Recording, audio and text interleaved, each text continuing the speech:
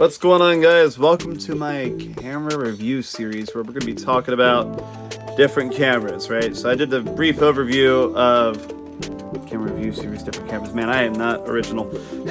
I did an overview of the 4 Nikons that I own. I didn't cover the one I purchased recently for cheap because I haven't finished the roll of film on it yet. But in this regard, I'm just going to talk about that one when it's done, basically. But for now, let's go over the camera I purchased for the first time when I moved here to Japan in 2013, all right?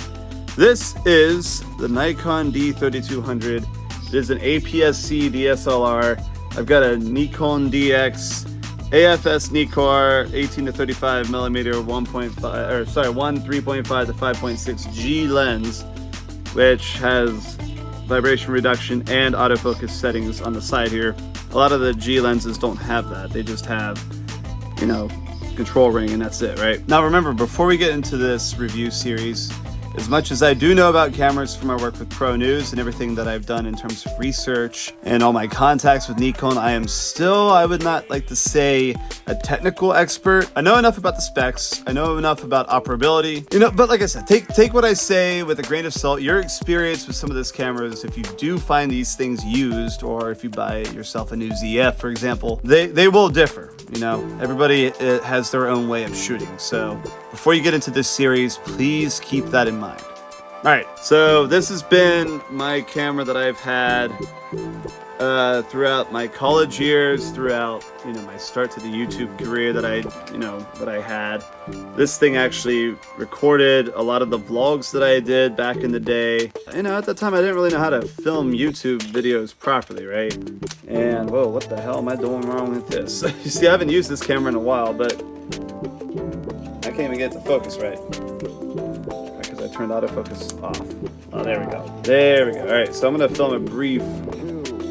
Yeah, so this is the video shot from here. So, this sort of thing really can't shoot video that well because it's not built to be a video camera. It is built to be a camera for photography.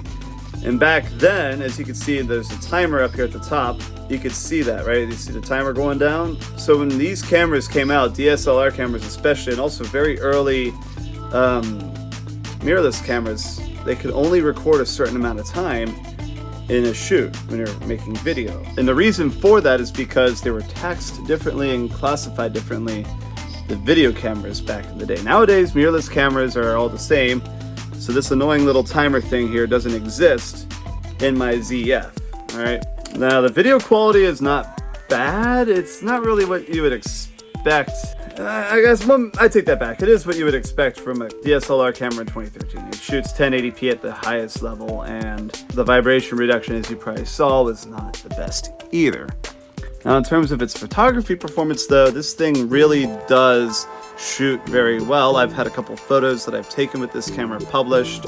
One on airliners.net, one on a tourism website for where was it? One on airliners.net, one on a tourism website for Kagawa-ken way back when. I'm not sure if that photo's still up there or not anymore. In terms of its, here's the side where you can plug into it. The mic jack's up there. You got a AV USB out, a miniature HDMI, which actually helped out a lot for some of the work I did previously. And a GPS. I never tried this thing. I think this is like a remote thing or something like that. I don't know. But this camera, as you can tell, has seen better days. I actually considered selling it, but I wouldn't get much for it. I could make money. I can still make money off of this, and I have, as recently as last year, used this camera professionally to make money. So, well, I would get probably maybe Ichimon for selling this thing at Kitamura Camera or something like that. I mean, this thing is, you can see it's all scratched up here. It's got a bunch of, you can't even see the buttons. They're all faded out, and just all sorts of, drop damage.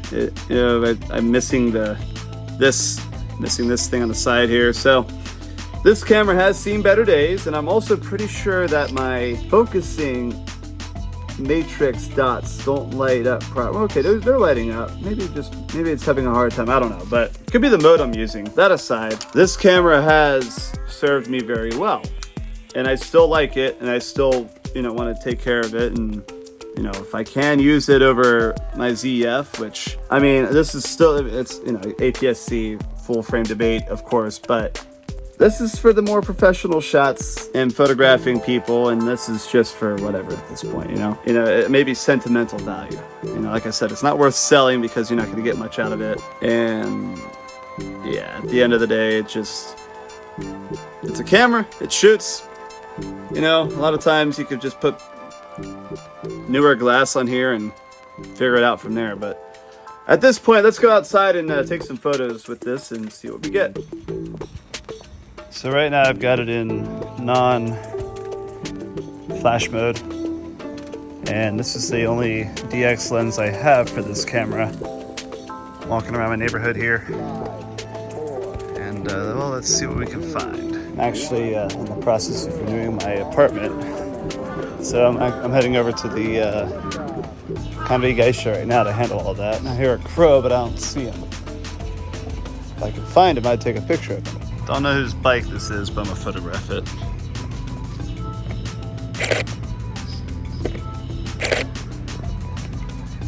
I don't think this thing's firmware has been updated since I purchased it in 2013, so not sure how well coded the NRAW is in comparison to my ZF, but it does shoot NRAW, so I will pop those photos of that bike onto Lightroom and we'll take a look at it later.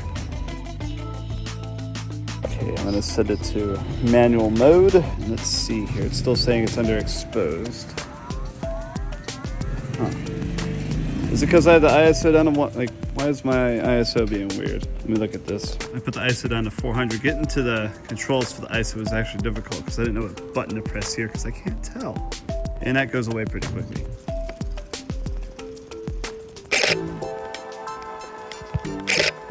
Let's see how it looks.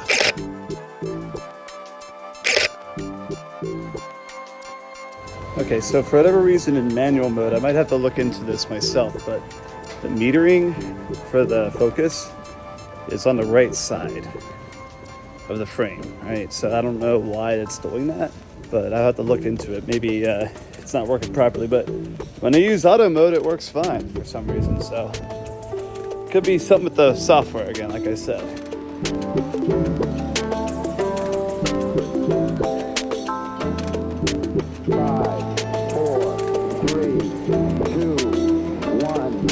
0, all engine running. Liftoff, we have a liftoff.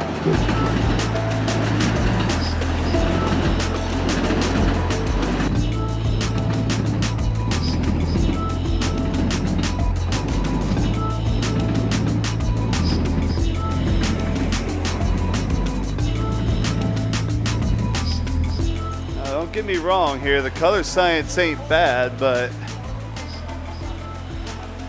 I mean, I'm walking, right? You can tell I'm walking, so even with vibration reduction turned off on this lens. Yeah, this is how I vlogged back in the day, just holding my camera up like this. I am kind of glad I switched to a phone for vlogging. I honestly don't know what possessed me to keep using this thing as a vlog camera for so long. Some of my most popular videos on the channel, like the one I shot in Hiroshima, for example, I was on this camera. So I feel like going back to Hiroshima and using a better camera to just completely reshoot that vlog, because that was a jumpy freaking video. So definitely not a video filming camera, especially nowadays with what's come out, especially with the technology that's in your phone. But damn, this thing is actually fun to photograph with, if you get the settings programmed in ahead of time at least.